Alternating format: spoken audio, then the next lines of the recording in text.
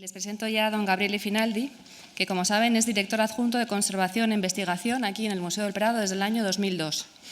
Museo al que ha aportado no solo la experiencia de sus 10 años anteriores en la National Gallery en Londres, sino también su enorme saber y erudición.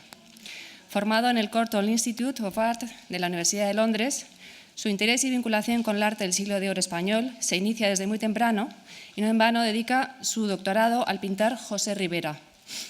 Y además, cuando estaba en la National Gallery trabajando, fue conservador del Departamento de Pintura Italiana y Española. Para el Museo del Prado es esencial su labor en la dirección y coordinación de todas las acciones que afronta el centro en aras de salvaguardar y profundizar en el estudio de las obras maestras, es decir, todo lo que tenga que ver con conservación, restauración, educación, publicaciones, archivo, biblioteca, teniendo a su cargo también la edición del Boletín del Museo del Prado, y también es director del Centro de Estudios en la Cátedra del Prado, que como saben este año está celebrando con mucho éxito su segunda edición. Queremos además agradecerle especialmente que esté hoy aquí porque le han coincidido dos actividades muy importantes, la exposición de Chardin, que se inauguró ayer por la tarde, y hace 2 o 3 días la inauguración también de la exposición de Tesoros del Prado en San Petersburgo. Su conferencia tiene por título Poussin para el rey de España, la caza de Meleagro. Gracias.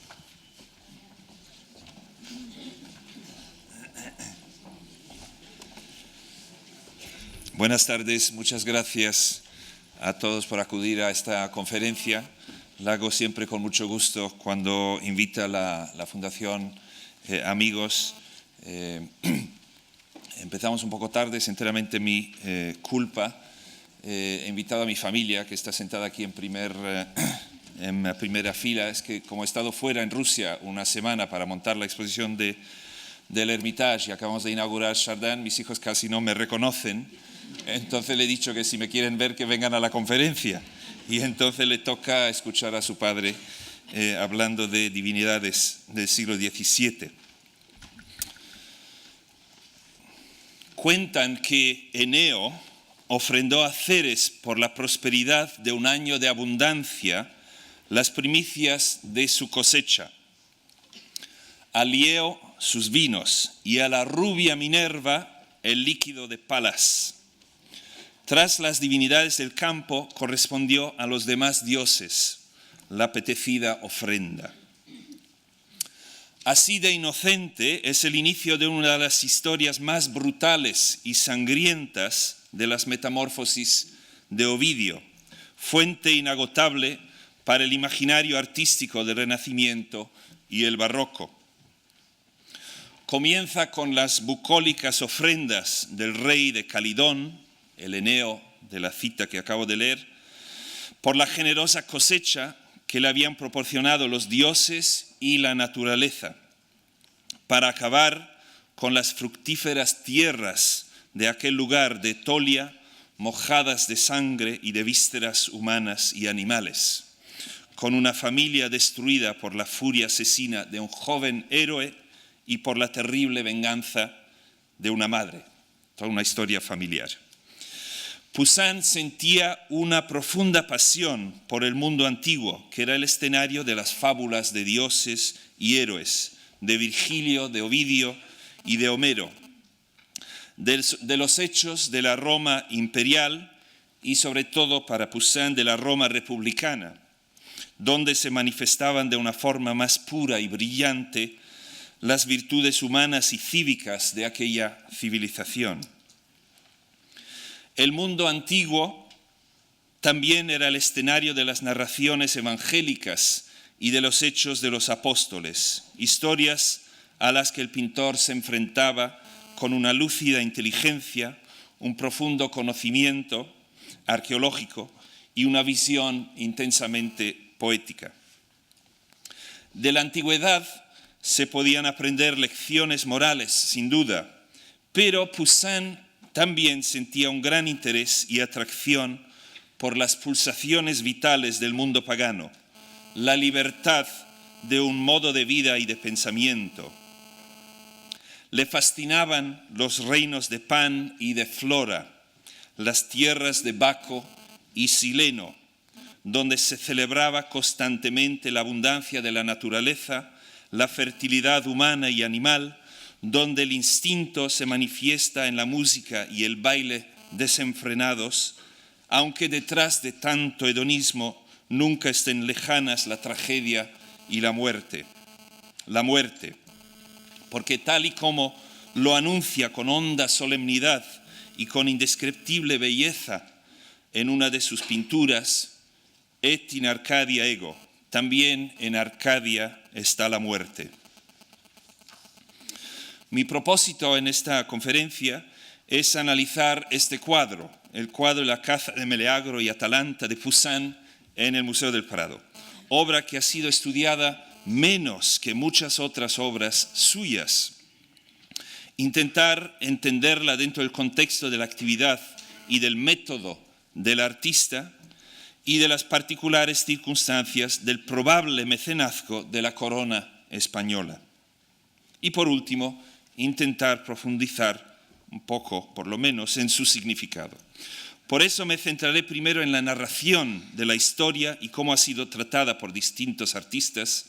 A continuación hablaré de los intereses artísticos de Poussin en la década de 1630 y de su extraordinaria contribución al gran proyecto artístico del Palacio del Buen Retiro en Madrid. Y por último me fijaré específicamente en esta obra y la relación con su pandan, la obra compañera de esta, que se encuentra en el Museo de Arte de Sao Paulo, en Brasil. El fatídico error de Eneo, rey de Calidón, fue olvidarse de ofrecer un sacrificio de agradecimiento a Diana, diosa de la caza y de la castidad. Y ella, entrada en cólera, declaró: «Me las pagará. De mí dirán que he quedado sin honrar, pero no sin vengar». Y así Diana envió a la tierra de Calidón un monstruoso jabalí, más grande que un toro, para destrozar campos, mieses, viñas y olivos, rebaños y vacadas, obligando a los lugareños a una huida desesperada. La descripción de la bestia que da Ovidio nos da la idea. Los ojos centellan de sangre y fuego, el cuello duro y encrespado, y las cerdas erizadas como rígidas jabalinas. Una espuma hirviente le chorrea entre roncos gruñidos por los anchos hombros. Sus colmillos son como los colmillos indios, se refiere a los de los elefantes. De su hocico sale un rayo, las hojas arden con su aliento. En medio de la destrucción causada por la bestia aparece Meleagro, hijo de Eneo, y la reina Altea, con un grupo de jóvenes ansiosos de gloria que se reúnen para cazar al terrible jabalí. Entre la comitiva, que incluye Jasón, a Peleo, el padre de Aquiles, los hermanos Cástor y Pólux, los hermanos de Altea y muchos más luchadores, a Ovidio le encantan las listas de héroes, como también a Homero y a Virgilio. Junto con ellos está la bellísima Atalanta, cazadora tegea de extraordinaria belleza, de la que Meleagro cae prendado. Nada más verla, al punto la deseó el héroe de Calidón, dice Ovidio, contra la voluntad divina, y experimentó oculto fuego, y dijo: «Feliz aquel a quien ésta considere digno de ser su esposo». Cabe mencionar ahora, aunque volveremos a ello, que Poussin, que yo sepa, es el único artista que representa esta parte de la historia, es decir, la reunión de los jinetes para salir a la faena. De hecho, he citado esta larga descripción que hace Ovidio del terrible, monstruoso animal, el jabalí terrible, pero este no aparece en el cuadro de Poussin. Mucho más frecuente en la iconografía de Meleagro es la cacería en sí, cuando el príncipe y la bella Atalanta se han adentrado en la foresta y se enfrentan al jabalí. En este cuadro de Rubens, de nuestro museo, El artista ha estado atento a la descripción ovidiana del bosque de espesa arboleda, que edad alguna había talado, impenetrable para las jabalinas y los caballos. Y representa en primer plano a Atalanta, rodeada de perros de caza, que tensa su arco para lanzar una flecha. De hecho, se adelanta a Meleagro y es la primera en herir al monstruo debajo de la oreja. Así lo describe Ovidio y así lo representa Rubens con todo detalle. La historia de Meleagro aparece con frecuencia en los sarcófagos antiguos y en este espléndido ejemplar de Woburn Abbey en Inglaterra de finales del siglo III vemos a Meleagro desnudo clavando su lanza en la cabeza del animal. Y a su derecha, a su izquierda, está Atalanta con su arco. Este sarcófago se encontraba probablemente ya desde el siglo XV encima de la puerta de la casa de la familia Porcari en Roma, y la posición central del animal en la composición quizás hizo que el objeto sirviera de emblema familiar, puerco Porcari. Este sarcófago y algunos otros parecidos a este eran muy conocidos en el Renacimiento e influyeron mucho en representaciones del tema, como esta estampa, por ejemplo, de Giovanni Battista Palumbo, de principios del siglo XVI, que muy expresivamente representa la furia de la bestia que, como decía Ovidio, lanza gruñidos y arroja espumarajos. O un siglo y medio más tarde, esta enorme tela de más de 5 metros de ancha de Charles Lebrun, ejecutada como cartón para una gran serie de 8 tapices específicamente sobre la historia de Meleagro. Las proezas del cazador dan lugar a obras que ensalzan su condición de héroe, como otra obra del Museo del Prado, el conjunto en bronce de los años 80 del siglo XVI de Giovanni di Benedetto Bandini, eso está en las salas del Tesoro del Delfín, donde la placidez del jabalí contrasta con el elegante dinamismo del jinete, o la maravillosa estatua sinuosa y serpentina, también en el museo, de Silvio Cosini, representa a Meleagro. Matado el monstruo, Meleagro decide homenajear a Atalanta con el trofeo de la cabeza y la piel. Toma, Nonacria, el despojo que me pertenece, y que mi gloria sea compartida contigo. La escena de tan insólito regalo de amor la representa Stefano della Bella con una extraordinaria ternura en este naipe del 7 de diamantes.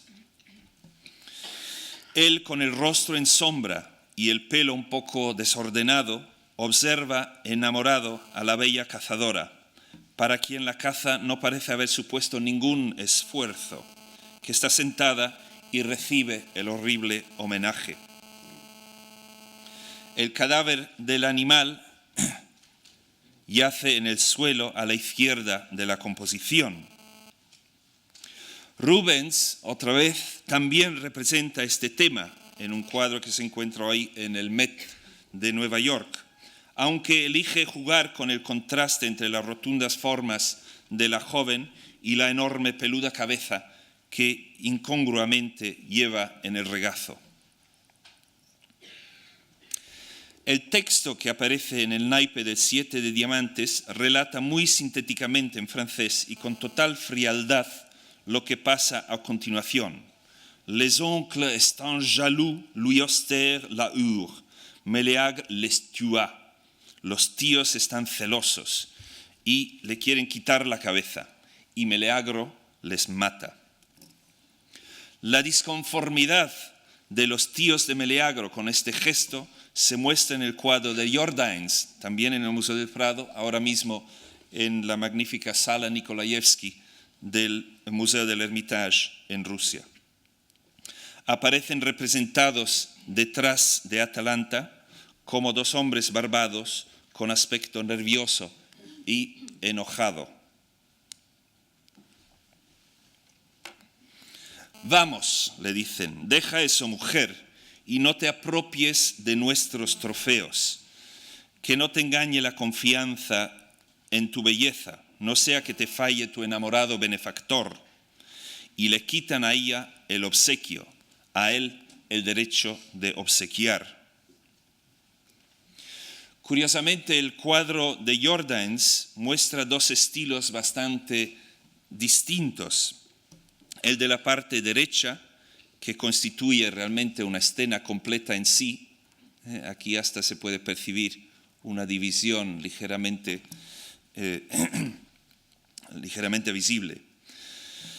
En un estilo más rubensiano, donde el pintor utiliza una luz más contrastada. La parte de la izquierda, a partir de aquí,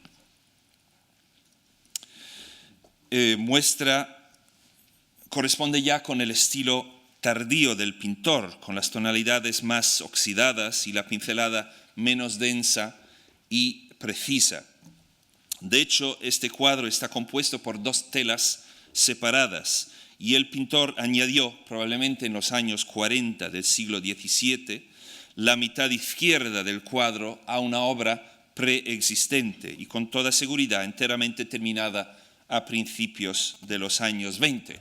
Algunos se acordarán el cuadro de Rubens de la adoración de los Reyes Magos, que el pintor tuvo la ocasión de ampliar prácticamente 20 años después de haberla pintada cuando vino a Madrid en 1629. Pues aquí en nuestras colecciones otro ejemplo de un cuadro donde un artista puede volver sobre sí y mejorar o ampliar el cuadro que había pintado años antes. Enloquecido por la furia, Meleagro saca su espada y mata a los dos hermanos, sus propios tíos, y, sentencia Ovidio, el arma ya caliente por la anterior muerte, la del primer hermano, Plexipo, la volvió a calentar con la sangre de la misma familia. Vemos la escena en este tapiz, basado en otro cartón de la serie de Lebrun, a la izquierda. Altea, que se disponía para celebrar el éxito de su hijo, de pronto descubre que Meleagro ha matado a los tíos, los hermanos de ella, y decide vengarse de la siguiente forma. Mirad el dibujo a la derecha de Filippino Lippi. Cuando había dado a luz a su hijo, las tres parcas que controlan la duración de la vida del hombre arrojaron al fuego un tronco, anunciándole que la vida del niño duraría tanto cuanto aquella rama. Altea sacó el tizón ardiente y para garantizar larga vida a Meleagro lo escondió en la habitación más retirada del palacio. Ahora vuelve Altea a buscar la rama y tras una larga soliloquía ovidiana donde queda manifiesto el drama de una madre que tiene que elegir entre el honor de sus hermanos asesinados y el amor materno, decide por fin arrojarla al fuego y condenar Meleagro a una lenta y dolorosa muerte. Lo vemos aquí sufriendo los últimos momentos en la cama. Y aquí la rama tirada al fuego. La muerte de Meleagro conduce al suicidio de su madre, la desesperación de su padre, el desconsuelo de sus hermanas, lo vemos ahí a la derecha de este sarcófago, y un terrible lamento en todo Calidón. El cuerpo del héroe es llevado a la pira y da lugar a una de las más tristes y conmovedoras iconografías de la antigüedad, con frecuencia representada en los sarcófagos de mármol, una especie de descendimiento de Cristo a lo pagano, el joven héroe rodeado por el llanto y el duelo. De hecho, Rafael en su entierro de Cristo en la Galleria Borghese, realizada en 1507 para Atalanta Baglioni de Perugia, quizás no es acaso el nombre Atalanta, en memoria de su joven hijo, muerto en circunstancias violentas, se inspiró en los relieves de la muerte de Meleagro para este cuadro.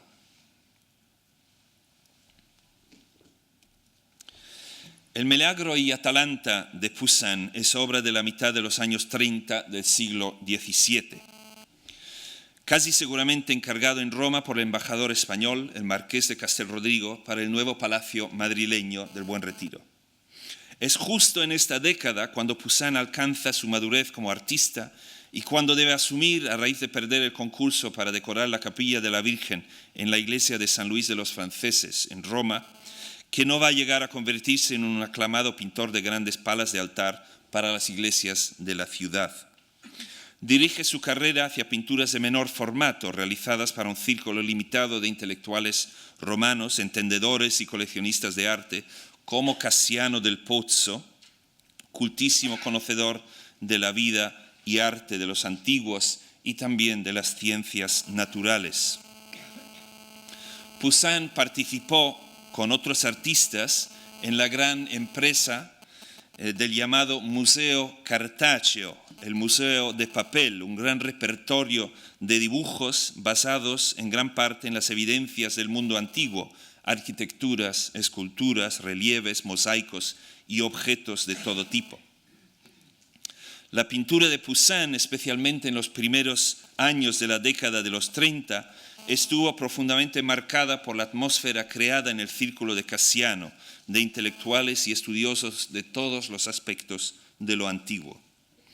Esto es claramente visible en su elección de temas de bacanales, de los amores de los dioses, a menudo basadas en las metamorfosis de Ovidio. El reino de Flora, el cuadro que podéis ver ahora mismo, uno de los grandes tesoros del Museo de Dresde, de 1631, que es un compendio de fábulas ovidianas. En esta obra Poussin concibe una alegoría del ciclo de la vida y la muerte y el retorno anual de la naturaleza propiciado por Priapo, dios de la fertilidad, por Apolo y Flora. Priapo, Apolo y Flora. Flora que baila entre los amorcillos. En el Apolo y las musas de nuestro museo, el Parnaso, fechable a principios de los años 30 también, muestra a Apolo, dios de la luz, de la armonía, de la música, patrón de las musas, rodeado por los poetas que se han purificado en la fuente Castalia. Uno de ellos, quizás Homero, recibe la ambrosia de Apolo y es coronado por la musa Calíope. Poussin deja evidente su deuda con Rafael, quien había pintado en fresco una escena muy parecida en las estancias del Vaticano. Para los gabinetes y las galerías de estos cultos coleccionistas en Roma, algunos de ellos prelados, Poussin pinta historias complejas, algunas veces con temas rebuscados, cuyas referencias literarias, arqueológicas o filosóficas nos resultan hoy de difícil entendimiento. También es el narrador de bellas historias de amor, como el Rinaldo y Armida de hacia 1633, donde la hechicera Armida se enamora del héroe Rinaldo cuando se dispone a asesinarle. Atento a los sentimientos de sus protagonistas, Poussin busca desvelar a través de sus gestos, ademanes y expresiones los movimientos de su mente. El apremio de Cúpido al parar la mano de la hechicera para evitar el asesinato, la expresión del gesto de Armida al darse cuenta de su error o el rostro tranquilo del héroe ajeno al peligro. El bacanal ante una terma de la National Gallery de Londres de 1632-33 parece dar vida a un relieve antiguo. Su elegante composición, en la que sátiros y ninfas bailan y retozan alegremente, y la rica gama de tonalidades cálidas y frías reflejan el éxito completo que consiguió Poussin en su deseo de dar vida al mundo pagano. La terma de Pan, o más bien Priapo, a quien se ofrecían guirnaldas como las que aparecen encima de la estatua, inducía en sus seguidores una furia amorosa.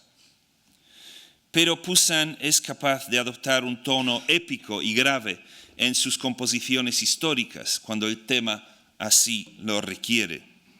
El rapto de las Sabinas, de 1634, se basa en textos de Tito Livio, Plutarco y Virgilio sobre la fundación de Roma. muestra el momento en que Rómulo da la señal a sus hombres para que cada uno de ellos rapte a una sabina con el objetivo de poblar la recientemente fundada ciudad de Roma, a la que se alude en la sencilla arquitectura del fondo. En torno a 1637, Poussin participa en el gran proyecto de la decoración del nuevo palacio madrileño del Buen Retiro, a través de los encargos que realiza para el rey de España por mediación del ya citado embajador, el marqués de Castel Rodrigo. Poussin quizás dirige o por lo menos marca las pautas de la serie de grandes paisajes con ermitaños que se envían a la capital española, una serie importante e innovadora por la ambición del proyecto. Nos encontramos, como muchos saben ahora mismo, pues justo aquí al lado de la iglesia de los Jerónimos, el gran palacio que, como muchos saben, pues permanecen solamente ahora mismo el Casón del Buen Retiro y el Museo del Ejército. Ese es el interior del Salón de Reinos en una reconstrucción virtual en la que se ven las principales obras encargadas a pintores españoles para esta gran sala. Y aquí señalo el número 3, el 4 corresponde con el Salón de Reinos que acabamos de ver, y la sala 3 que corresponde a la sala de los paisajes, que es la sala en la que creemos estuvieron expuestos los grandes paisajes a los que me estoy refiriendo ahora mismo.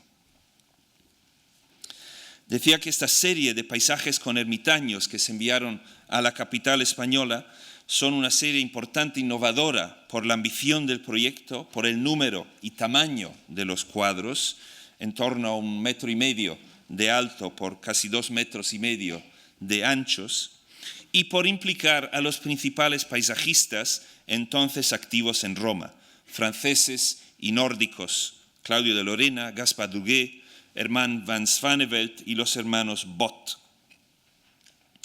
Poussin contribuye a la serie con su ermitaño en un paisaje, algunas veces llamado San Jerónimo, que muestra a un musculoso anciano puesto de rodillas delante de una cruz y una calavera.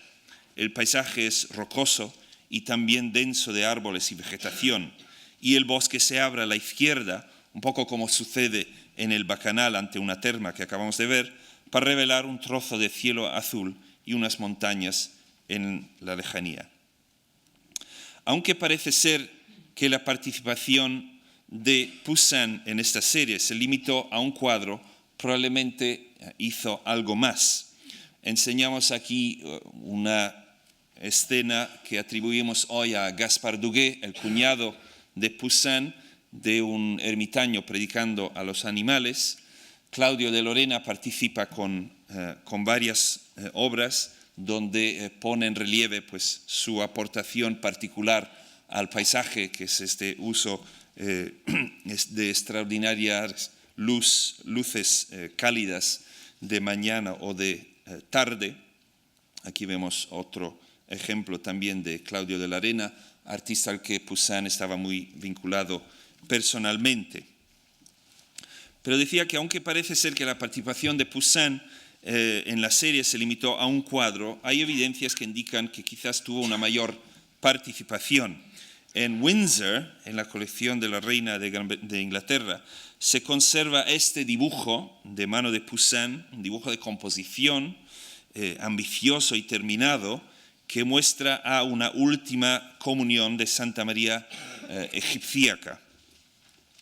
El monje Zósimo alimenta a la santa, que había sido prostituta antes de retirarse a yermo en Tierra Santa, la alimenta con el viático. En el Prado se conserva un cuadro que claramente formaba parte de la serie de ermitaños del Buen Retiro, de carácter muy pucciniano. Es un cuadro que ha sido, yo no recuerdo haberlo visto expuesto en el museo. Es un cuadro de carácter pucciniano, aunque seguramente no de su mano, que muestra al monje Zósimo contemplando la levitación mística de la santa. Quizás Poussin traspasó el encargo a este artista de momento anónimo, sugiriendo unas ideas de cómo desarrollar la composición, la relación entre el dibujo de Wenza, muy conocido, y ese cuadro muy poco conocido, es muy reciente. Se han identificado también otras series, también encargadas a artistas activos en Roma y Nápoles. La serie de fastos del emperador, los juegos circenses, las escenas de la historia de Roma y una posible serie de cultos paganos de la antigüedad, en la que estaría, por ejemplo, este cuadro, El sacrificio a Baco, de Massimo Stanzione, pintor napolitano activo en la capital del reino español. Aunque de momento esta posible serie de cultos paganos no queda del todo bien articulado o entendida. La caza de Meleagro, de la que se ha supuesto desde hace tiempo que formaba parte de las obras realizadas para el Buen Retiro, aparece citada por primera vez en este palacio en 1701. Cito el inventario de aquel año. Una pintura de 4 varas de largo y 2 de alto de una marcha con petrechos de caza, donde hay 2 estatuas, una del dios Pan y otra de Diana, original de Italia, con marco tallado y dorado en 80 doblones. Como podéis ver, el nombre del autor había caído ya en el olvido, solamente unos casi 60 años después de la ejecución de la obra, aunque se reconozca que la obra tenía procedencia italiana. Unos pocos asientos más tarde en el inventario aparece formar a Pandan con él, la danza en honor de Priapo, en el Museo de Arte de Sao Paulo, al que me referí antes, que hoy, después de una historia de atribución cuestionada, es universalmente reconocida como obra de Poussin. Se cita de esta manera en el mismo inventario del 1701. Otra de 4 varas de largo y 2 de alto de las fiestas de Priapo en los jardines, original de Italia, con marco tallado y dorado, tasado en 50 doblones. A pesar de que tiene el mismo tamaño, tiene en 1701 una valoración apreciablemente más baja, que quizás se explique por el mayor número de figuras que aparecen en la caza de Meleagro y la presencia de los caballos, 11, y perros, 12. A lo mejor no se ven todos en diapositiva, pero en salas lo podéis contar. El cuadro de la danza se registra por última vez en la colección real española en 1801. Después desaparece y acaba terminando en el Museo de Sao Paulo. Ha sido objeto de una reciente restauración y de un amplio estudio. Antes de entrar más en materia respecto a la caza de Meleagro, quisiera señalar algunas de las dudas que se nos presentan en relación a estas 2 obras. Primero, aunque parecería lógico suponer que una pareja de cuadros de esta envergadura y de estas dimensiones fueran encargos de un comitente poderosísimo y que habiendo estado en el Palacio del Buen Retiro, suponer por añadidura que este fuera el rey de España, todavía no disponemos de ninguna documentación que así lo pueda confirmar. En un primer momento, en los años 60, el especialista británico de Poussin, Anthony Blunt, identificó los cuadros con las no más detalladas menciones de una caza y un sacrificio existentes en la casa de Cassiano del Pozzo. Aunque le parecía raro, ya que las habitaciones de su residencia no eran muy grandes, que estos podrían haber estado realmente allí. Por eso, Blunt llegó a especular que las obras fueron encargadas por otro cliente, rechazadas por este y posiblemente adquiridas en un segundo momento por Cassiano. El conservador del Museo del Prado, mi compañero Juan Luna, ha propuesto más recientemente que posiblemente estos 2 cuadros se pueden identificar con 2 de un conjunto de 3 obras que se encontraban a la venta en Roma en 1655 y que se comentan en una carta escrita por el abbé Louis Fouquet a su hermano Nicolas Fouquet, todopoderoso superintendente de las finanzas de Luis XIV. Cito de la carta: hay 3 cuadros de Monsieur Poussin a la venta que tienen unos romanos, es decir, unos anticuarios, unos propietarios romanos. Pero ya que son las 3 piezas más grandes que hizo y las más acabadas, cada cuadro está en 200 pistolas, salvo uno que es más caro. No llegamos a saber más de estas misteriosas obras, aunque Juan Luna deja abierta la posibilidad de que se llegarían a comprar 2 de ellas para la corona española. Quizás sea más sencillo pensar que fueron encargados directamente para Felipe IV y que fueron trasladados inmediatamente a España. Esto explicaría que no aparecen en las fuentes escritas sobre Poussin y que no existen copias de ellos. Dicho esto, aunque la fiesta en honor de Priapo podría entenderse en el contexto de esta supuesta serie de cultos paganos que mencioné hace un momento, la caza de Meleagro tiene más difícil encaje en las series supuestas y conocidas del Buen Retiro. Hasta queda poco evidente la relación temática entre los 2 cuadros, relación que debería de existir, pero que de momento no nos es clara. No nos es claro cuál sería el supuesto iconográfico que nos permitiría emparejar una fiesta en honor de Priapo y la caza de Meleagro y Atalanta. Como decía antes, que a mí me conste, no existe otro cuadro con exactamente la iconografía de la caza de Poussin. Para ser preciso, este cuadro se podría titular La salida a la caza de Meleagro y Atalanta. Atalanta es evidentemente la figura en azul, con la larga melena rubia, la heroína de Tegea, honra de los bosques del Liceo, como dice Ovidio. La descripción del poeta continúa y Poussin lo sigue bastante de cerca. Un pulido broche prendía el escote de su vestido. Su peinado era sencillo, recogido en un solo moño. Es la única diferencia con lo que dice Ovidio. Colgaba de su hombro izquierdo una ruidosa aljaba de marfil que contenía sus flechas, y su mano, también la izquierda, empuñaba un arco. Tal era su atavío, y su hermosura era tal que un muchacho bien podría considerarla femenina en una muchacha varonil. Su hermosura era tal que en un muchacho bien podrías considerarla femenina en un muchacho varonil.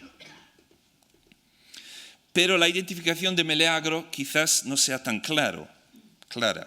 Se supone que debía ser el joven caballero con túnico amarillo, con facciones idealizadas y heroicas en primer plano que monta el caballo blanco. Sin embargo, resulta curioso que no mantiene ningún contacto con Atalanta. Al lado de la bella cazadora va un caballero con barba y con pelo corto rizado, al estilo republicano romano, que viste un manto marrón encima de su túnica roja y que la mira fijamente y parece hablar con ella.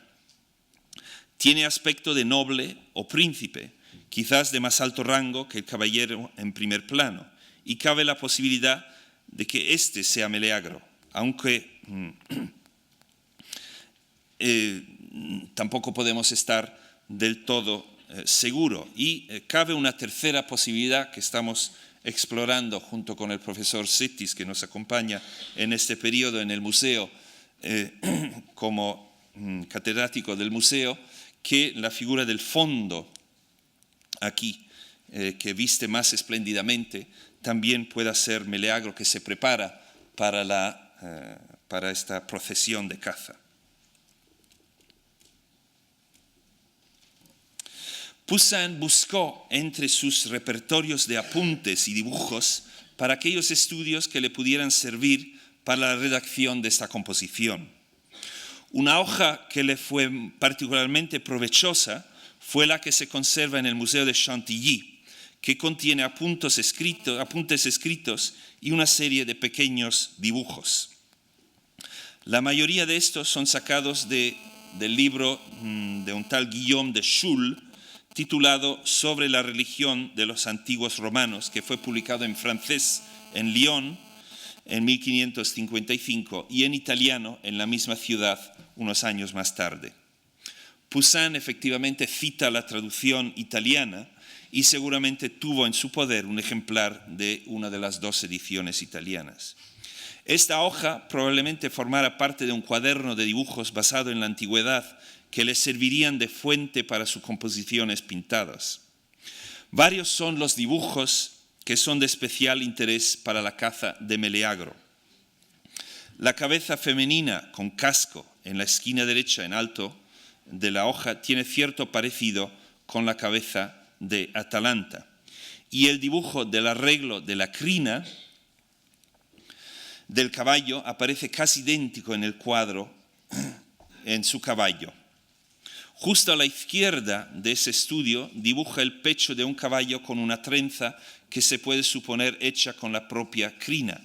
Y quizás a raíz de esta evidencia de las prácticas de los antiguos, Poussin decide utilizar una decoración de largas trenzas para el caballo de la cazadora y en algún otro caballo también que está en el cuadro. A la hoja de Chantilly volveremos en unos momentos. Especial atención anticuaria le dedica Poussin a la sandalia de Atalanta, decorado con un elegante motivo de dos esfinges, y también en la decoración con máscaras grotescas y cabezas de león en el vestido del caballero de amarillo. Podéis ver aquí perfectamente lo espléndido de la forma en que se viste esta figura. Juan Luna señaló la relación entre el dibujo de un caballo visto de perfil que se conserva en Estocolmo con el caballo de Atalanta, cuya derivación del monumento ecuestre en bronce dorado del emperador Marco Aurelio en la Plaza del Campidoglio en Roma es bastante patente. El caballo de este monumento tenía un valor absolutamente normativo para los artistas del Renacimiento y Poussin lo había dibujado in situ, al igual que tantos otros artistas y amantes de la antigüedad, como demuestra este dibujo de su mano, que tiene la perspectiva un poco di sotto in su, propia de estar situado el artista debajo de la escultura dibujándola. Dos detalles sirven para señalar el trasfondo divino de la historia.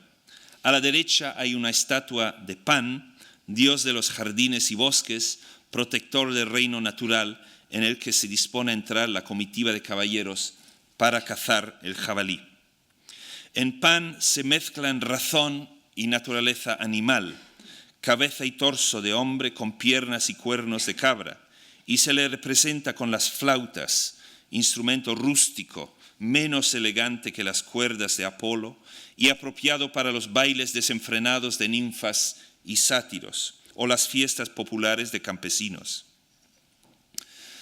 En el brazo lleva una piel de cabra, elemento que recuerda el castigo que sufrió a manos de Apolo, en algunas fuentes el del sátiro Marcias, el de ser desollado por haber perdido una competición musical contra el dios.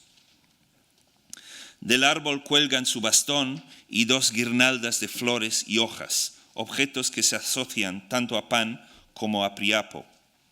La presencia de Pan en esta obra podría entenderse también por la asociación de este dios, según fuentes griegas, especialmente Calímaco y la dionisiaca de Nono, con la caza y especialmente con los perros de caza. En el centro de la composición hay una estatua de Diana, diosa cazadora y virgen, la causa detonante de la trágica historia de Meleagro.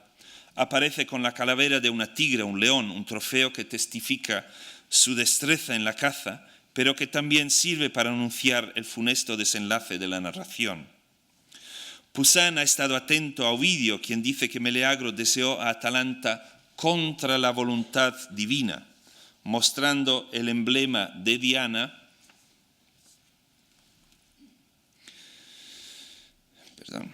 lo podéis ver aquí,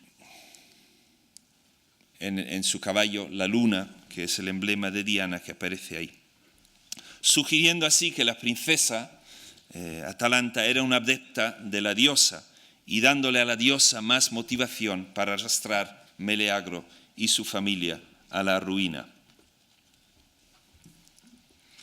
En la zona de la pintura donde aparece la estatua de Diana, a simple vista se puede ver que Poussin había pintado unos troncos de árboles que en un segundo momento escondió con el azul del cielo. Esto se puede ver perfectamente aquí. La radiografía, justo debajo, confirma que en un primer momento ni esta estatua ni la columna con la urna más a la izquierda estaban previstas. Es decir, lo que es bastante claro es que estaba terminada este paisaje de árboles antes de que decidiera pintar encima la figura de Diana o esta columna con esta urna. La pantalla de árboles era más densa y parece ser que la alusión a Diana se hacía de una forma mucho menos marcada a través de una pequeña figura de la diosa en el fondo a la izquierda que solo se percibe con rayos X, ya que fue cubierta por unas pinceladas de montaña y cielo. Creo que es bastante clara la figura aquí, la típica representación de Diana en el acto de cazar, moviéndose de un lado a otro, es decir, en una posición de movimiento. Quizás Poussin deseaba una composición más abierta y luminosa en la parte izquierda y un mayor contraste con la densa oscuridad del bosque en la parte derecha. Pictóricamente el efecto es eficaz, aunque acaba teniendo la consecuencia que parece que el grupo de jinetes va desde el bosque a la campaña y no al revés, como indica claramente la narración de Ovidio. Poussin cuidó mucho los detalles de las armas, de los materiales de caza, lanzas, arcos, espadas, redes y cuerdas. En la parte izquierda de la composición, dos hombres con coronas de hojas llevan a hombros una gran red.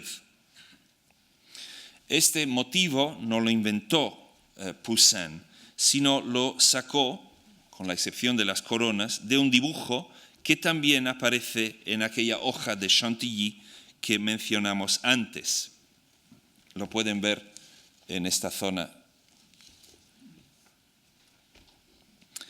Anthony Blunt mostró que este detalle provenía de uno de los dibujos del Museo Cartaceo, que se conserva en Windsor, y que copia el relieve lateral de un sarcófago antiguo hoy en la Gliptoteca de Copenhague. Aquí está el detalle de los hombres llevando a hombros la red. En su dibujo, Poussin no llegó a copiar el grupo entero y escribió la palabra cane, perro, donde debería aparecer el animal. No es el único ejemplo que tenemos en sus dibujos de mezclar croquis y palabras escritas. El relieve en la cara larga del sarcófago muestra cómo se disponían las redes que llevan los dos señores del cuadro para la caza del jabalí. Esta no es una caza de Meleagro, pero es una caza de un jabalí. El pandan de la caza de Meleagro, como hemos dicho, es la fiesta en honor de Priapo. Los cuadros tienen las mismas medidas y el tamaño de las figuras es idéntico. Como hemos visto, ambos proceden del Palacio del Buen Retiro y colgaban cerca uno del otro, como testifica el inventario de 1701. Un grupo de doncellas bailan y hacen ofrendas florales a un Herma de Priapo, dios de la fertilidad y del sexo, en un jardín, delante de una elegante pérgola.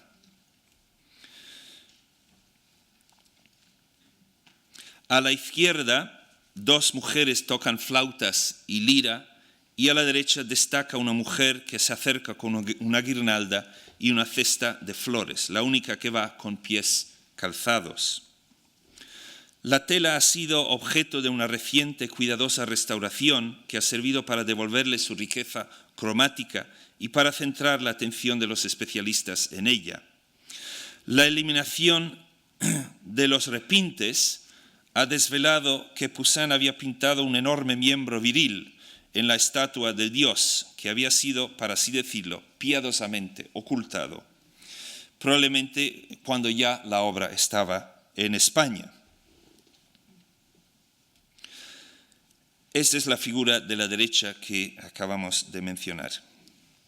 La extraordinaria belleza de la gama cromática, la elegante concatenación de las figuras y el conseguido efecto de grácil movimiento a través de lo largo de la composición hacen de esta obra un importante logro del pintor que merece ser más conocido y apreciado.